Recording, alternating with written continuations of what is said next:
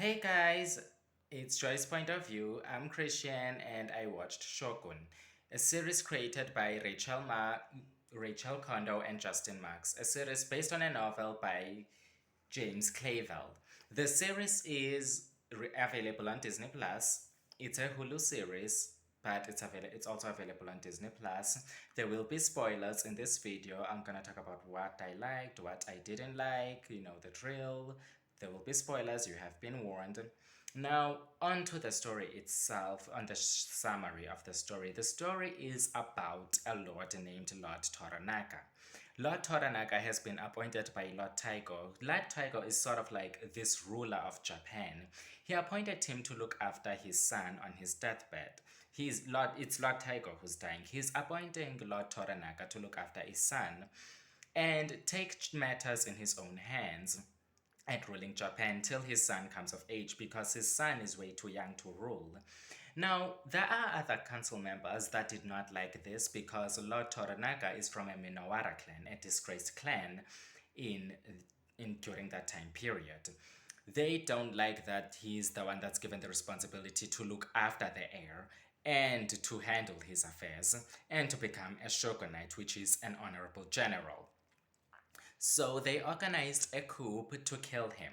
And this all happens during the Portuguese setting in Japan, the Portuguese Catholic setting in Japan, expanding their territory in Japan. And in the middle of this, a pirate, an English pirate whose name I forgot, I'm gonna call him Engine because that's what they call him throughout the entire show. They called him Engine up to the point I forgot his real name.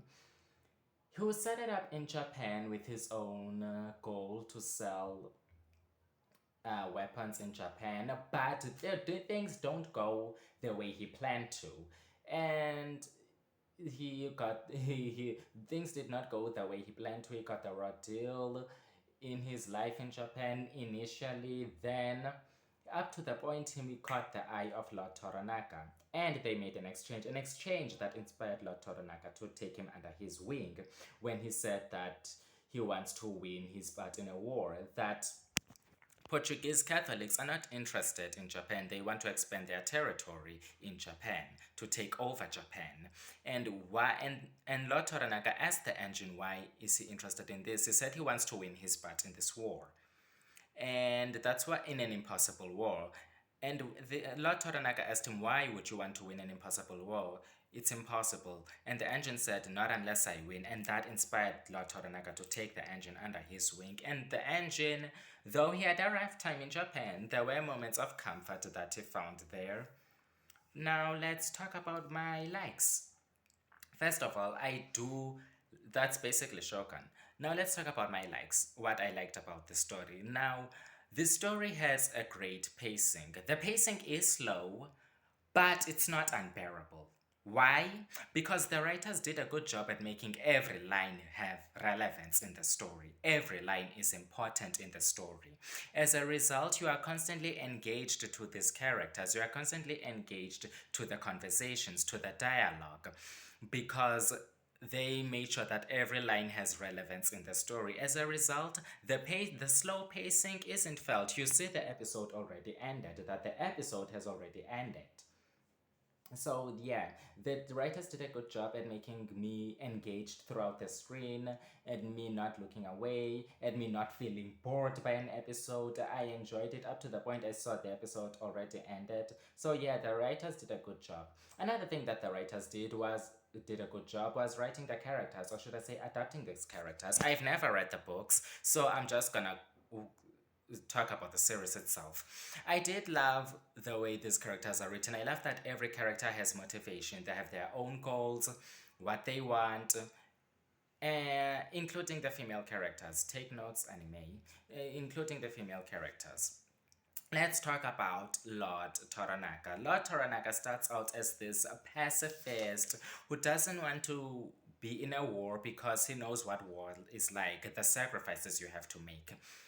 Even though it was questionable for him to make his son, who's clearly inexperienced in war, to be his second hand, of which he ended up dying because he got what because those were the consequences of his misguidance, or should I say his stupidity. But speaking of Lord Toranaka, he was a guy who was pacifist, didn't want to, he wanted to be peaceful in all of this, but circumstances pushed him to the edge up to the point he saw war as a solution, even though he was resistant in war in the beginning of the story. Not only that, but because of that, he was inspired by and him and the engine ended up forming a bond that made them be sort of like a friendship, boss employee friendship. Other than that, yeah, I did love Toranaka. I did love the transition from pacifist to a war-driven guy because the circumstances are pushing him to the edge of war, including some of his workers who cannot be trusted. As much as he's a pacifist, he's not dumb because he does have spies to tell him when things don't go according to plan, because he knows you can't trust anyone. And he tried to warn his son about this, but his son couldn't listen. So, yeah. And then another character that I loved was the main character himself, the Anjin. Anjin starts out as this ignorant guy about the culture. He's a bit insensitive. Also, they refer to each other as savages when he meets Japanese people initially as barbarians, just like they refer to him as a barbarian. So I love that racism went two ways. It was a two-way street instead of a one-way street. I'm glad that they made prejudice a two-way street from the get-go. And he also experienced culture shock that these people are actually not afraid of death, such as when he saw Lord Yabushige in the waterfall when the guy was carrying a sword who was about to kill himself because he's not afraid to die, which shocked him even more and said these people are savages, up until the guy he even they also burned one of his crew members, boiled him to death when he was begging that they were just merchants, up to the point he caught the eye of Lord Toranaka, where he took him under his wing, trained him how to swim, teached him the tactics of war that his enemies won't expect. He even fell in love with his translator, Lady Marigo, of which it ended in a tragic way because I told you that there will be spoilers. She dies, and that pushes him towards the edge to want to live more because he was already homesick because of the death that he could not handle, and Lady Marigo was the last straw, up to the point he nearly resorted to suicide, but Lord Toranaka stopped him. So yeah, and speaking of Lady Marigo was surprisingly a character that I liked because of how complex she was. This girl was given a raw deal by life. Her father was killed by Lord Taiko because he was declared as an enemy to Lord Taiko, of which she nearly died in the process as well. And her husband showed mercy on her. He spared her life, as you would call it, but he was still abusive to her. He still made her life painful, up to the point she saw death as a motivation to. She saw death as paradise. But in her life, she saw comfort, such as her loyalty to Lord Toranaka. Lord Toranaka was interested in Lady Marigo because of her intuition and how good she is in English, of which they call it Portuguese in the story, of how good she is in English. And not only that wasn't the only comfort she has. She was also great friends with Fuji, which they were cute. They were cute friends, and she also had an interesting love story, forbidden love story with the engine. For the first time, she finally felt. She finally knew what it like to be loved romantically because her husband did not give her that luxury. Of course, her tale ended with her death, but I feel like her death had meaning because at least she found comfort in living. She found few comforts in living, such as being loyal to Lord Toranaka, where for the first time she felt valued as a person by Lord Toranaka because of her intuition. She felt how valuable she is, despite her husband not understanding why, including her father-in-law, why Lord Toranaka favors Lady Marigo. And Lady Marigo, in a way, in my opinion, in my interpretation, she was happy when she was serving Lord Toranaka because for the first time she felt valued as a person. And when she was happy with Engine, because for the first time she felt what's it like to be romantically loved, what's it like to be loved, what's it like to be cherished for the first time, something her husband never gave her. And her husband started to appreciate her when she was close to her deathbed. So, sorry, man. Too little, too late, Bunturo. Speaking of another character that I liked, Fuji. I liked Fuji. Fuji, I would say, is her arc and Lady Mariko's arc are kind of polar opposites. Lady Mariko's arc is about giving death meaning, in my opinion.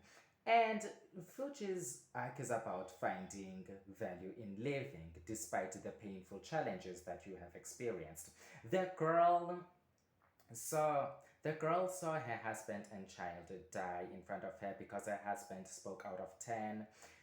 They died and she was grieving, but in her grieving moment, she was still married off to the engine. Lord Toranaga married her off to the engine, saying that she'd be the consort of the engine, despite her wishes not wanting to because bye. She saw herself being a consort to the engine. But despite her resistance, she ended up forming a deep friendship with the engine and with Lady Mariko. She saw herself finally grieving her sons. The engine helped her to grieve her sons, to spread her in the river and saying forever together. She also helped him to grieve over Lady Mariko. She helped him in a most beautiful way that I loved. I loved that scene. Even the score is beautiful and the scenery is beautiful. The river, the trees, it does play this sad yet moving moment, this moving yet triumphant moment.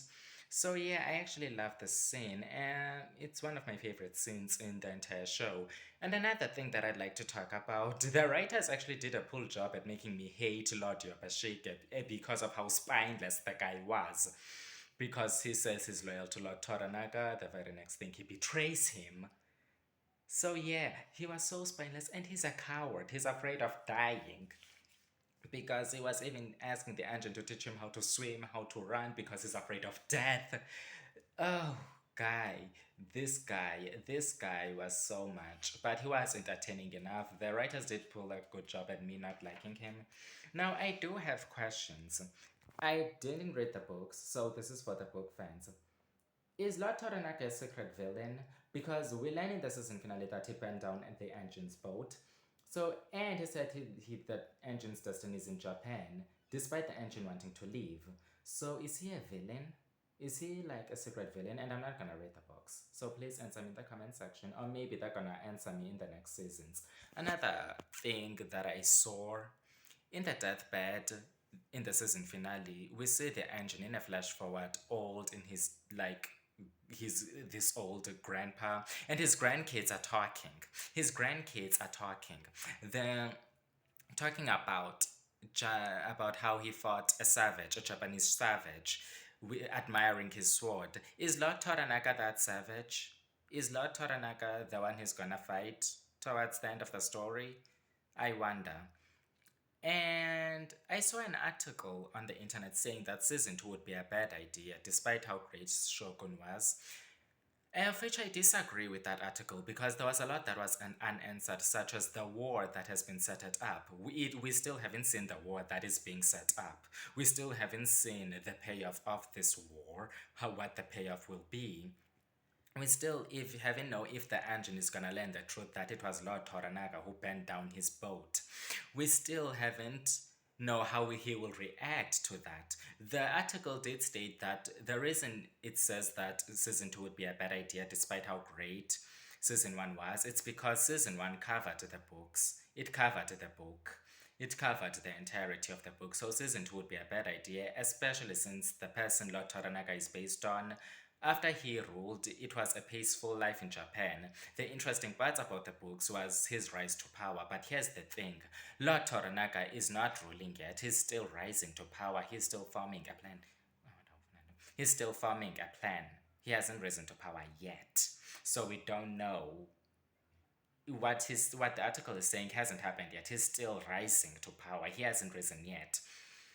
And Yes, the article is right that season 1 did set the bar high, but I do have faith that the writers will pull it off in the second season when he rises to power, when Lord Toranaga rises to power, because he hasn't risen to power yet. Do I have any dislikes? No, I actually don't. For the first time in a story, I actually don't have any dislikes. I actually don't have any dislikes at all. This is the first time in this channel where I don't have a dislike in the story, where I enjoyed the story through and its entirety. This is the first time in my channel. That being said, thank you for watching my video. That was my view on Shogun. I enjoyed it. I loved it all. Bye. Bye. Love you. Stay safe and God bless.